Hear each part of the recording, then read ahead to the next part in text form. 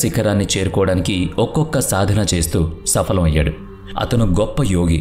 తీవ్రమైన ధ్యానం చేసి తన తపస్సు యొక్క బలంతో ఈ దైవిక పర్వతాన్ని అధిరోహించారు అని చెప్పుకుంటారు. అప్పటినుంచి ఈ పర్వతంలోని చిన్న భాగాన్ని కూడా ఎవ్వరూ ఎక్కలేకపోయారు. అయితే మిలారెపా అధిరోహించినప్పటికీ ఈ విషయం ఎక్కడా ప్రస్తావించలేదు. అందుకే ఇన్విటేషన్ కూడా రహస్యంగానే మిగిలిపోయింది. యుఎన్ స్పెషల్ మ్యాగజైన్ జనవరి 2004న ప్రచురించిన ఒక కథనం రష్యా శాస్త్రవేత్తలు బయటపెట్టారు.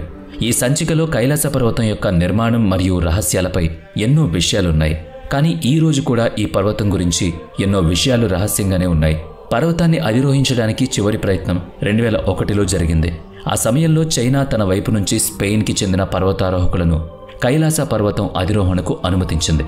కానీ వీళ్లు కూడా అక్కడ చిన్న పర్వతాన్ని కూడా తాకలేకపోయారు. కైలాస పర్వతం పరమ పవిత్రమైందని, దాన్ని అధిరోహిస్తే దేవతలను అవమానించినట్టేనని భావిస్తారు. ఆ తర్వాత కైలాస పర్వతం అధిరోహించడానికి ఎవరిని అనుమతించలేదు. చాలా ఆంక్షలు చేర్చబడ్డాయి.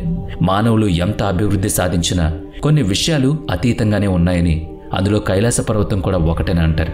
ఈ పర్వతాన్ని అధిరోహించాలంటే కేవలం భౌతిక శక్తి మాత్రమే సరిపోదు. పూర్తిగా ఆత్మను లగ్నం చేయాలి, మనసును అక్కడ ఉంచాలి. బహుశా అందుకేనేమో ఇంతవరకు ఎవ్వరూ అక్కడ చిన్న పర్వతాన్ని కూడా తాకలేకపోయారు. కైలాస పర్వతం యొక్క మరొక అద్భుతమైన రహస్యం ఉంది. స్వస్తిక మరియు ఓం దాని నీడ నుంచి ఏర్పడతాయి. సూర్యుడు కైలాస పర్వతం వెనుకకు వెళ్లిన వెంటనే స్వస్తిక పర్వతం నీడలో మునిగిపోతుంది. అదే హిందువులు పరమ పవిత్రమైన చిహ్నంగా భావించే స్వస్తిక.